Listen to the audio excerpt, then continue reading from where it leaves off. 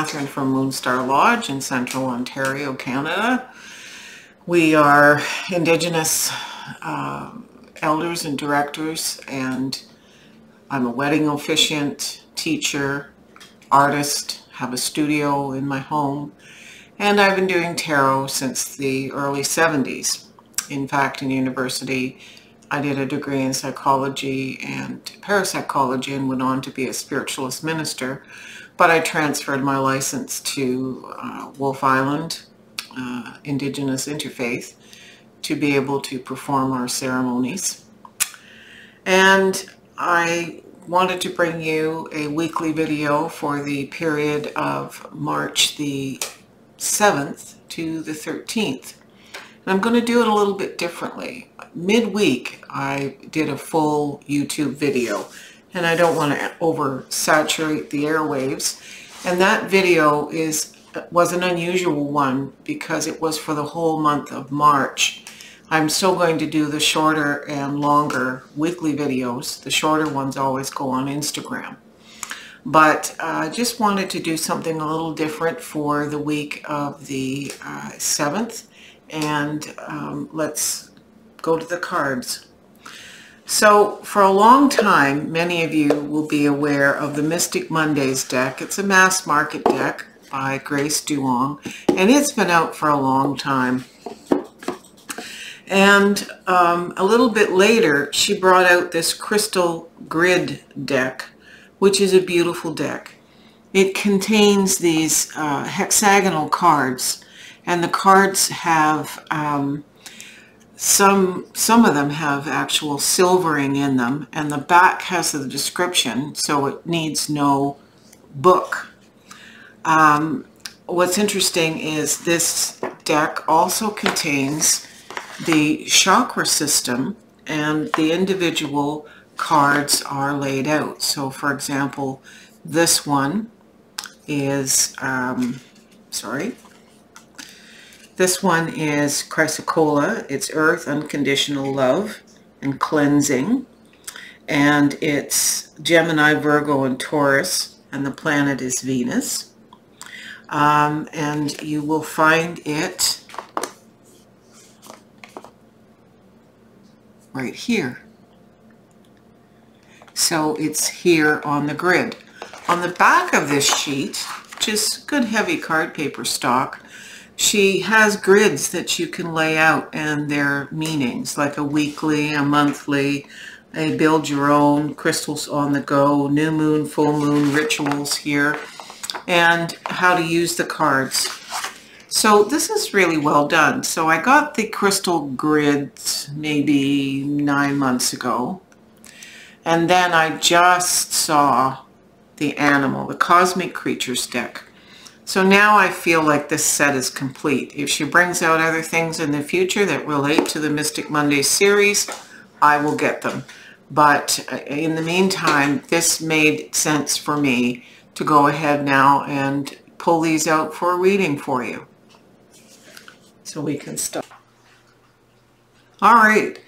So for this week of the 7th through the 13th, we start with the Queen of Wands. Woohoo, she looks like Island Girl to me. Queen of Wands is always a vivacious, put together, knows exactly what she wants kind of chick. And this is who we are or are striving to be this week. We've got our poop together, and we have a passion that we have articulated into something that we are firm about, and we're ready to go. Validated here really by the Ace of Swords. It's a new direction. It's clear. We're thinking it through. So we've got the passion and the intellectual clarity. This is cool. We're coming at this like the Emperor, with the knowledge and the resources to get her done.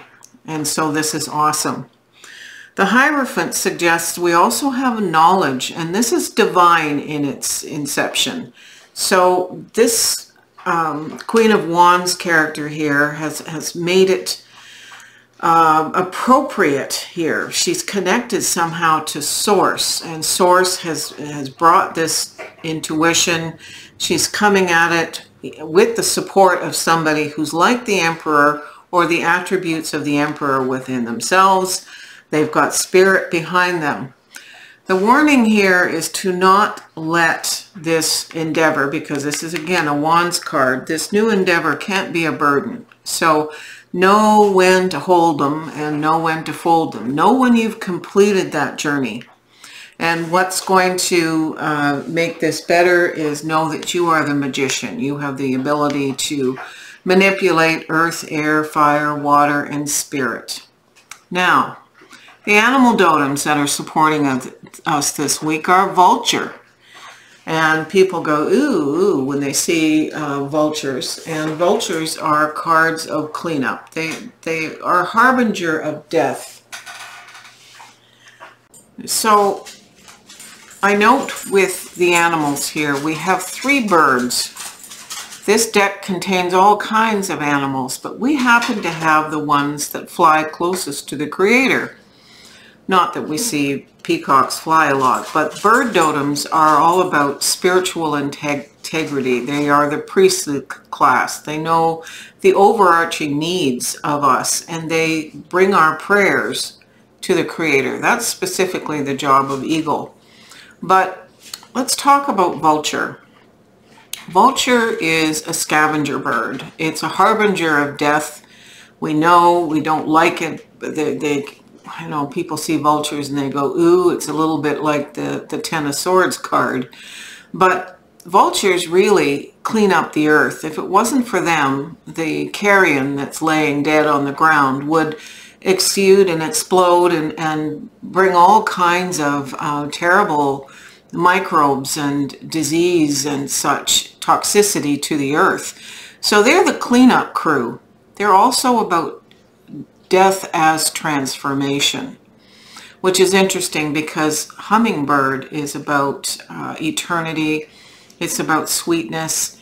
It's about speed. It's about a number of things here. You see that the vulture's turned this way, and so it's cleaning up something from the past. Peacock is about integrity, nobility, beauty, divinity, and it speaks very much of our Queen of Wands, coming from a place of grace and knowledge, and knows when to be ostentatious and knows when to fold up that tail. Hummingbird is the bird of connection to source. It's very much about karma. It's about connectivity to the divine, and both of these birds are looking forward. So this is interesting. The mess is being cleaned up from the past, and you've got all this incredible karmic beauty and integrity moving forward. These are beautiful cards. Now the 2 crystals, let's take them over to our grid. I'm just going to pull the grid on top and see where they lay. Well, here's turquoise sitting right here in the throat chakra. And this is tree agate, I think. Yes, it is tree agate. And it's also in the throat chakra. So let's see what they have to say. So first of all, turquoise is peace, tranquility, and patience. Tranquil and calm, turquoise reminds you that there are gifts in the everyday, and each moment in your life matters. Small things add up and become big things over time. Have patience for all your labors of love, including yourself. Regarded as a bridge between heaven and earth, turquoise is a sacred stone in many Native American traditions and used as a source of healing and connection. Link to the heavens within yourself, the parts that bring you joy and remind you of your own inner magic. It's relating to Scorpio, Sagittarius, Pisces, Jupiter, Venus, and Neptune. All right, so that's our turquoise card. Our tree agate is stability, grounding, and root. Tree agate is a stable force that grounds you back to earth, rooting you to the core of your being. A stone in resonance with nature, tree agate asks that you nurture the seeds you have planted and provide enough sustenance for them to succeed. Weed out the negativity and the naysayers, including your inner critic, and know that despite know that despite it all, you are good enough. Tree agate promotes security in moments of growth, so you feel safe as you expand in your journey. Follow your truth and know that you are supported along the way. And it relates to Virgo and Mercury. So I'm going to pull this out of the way and put these two cards back in our spread. All right, so flip to me there, Brian. So I find it very interesting that the last 2 or 3 readings that I've done include the Emperor, include the Hierophant, include the Magician. This very much augurs a tremendous month, and I think that Weighs the Truth, being the grandmother of this moon cycle, as I spoke to in my last video, which you can refer back to if you haven't seen it, speaks to us that the loftier our ideals, when we remove fear and don't take on too much of a burden, we can manifest incredible things. I'm feeling very positive as a result of the last 3 readings, and I'm feeling very positive with our bird totems here. They speak to us having done the grunt work and us having divine connection. The stones are so important. I wear a lot of turquoise. I don't have a lot of tree agate, but I understand the message. So I wish you all very well during this week of the 7th to the 13th as we move toward the full moon on the 18th and then spring equinox on the 20th. So, miigwech. Aho.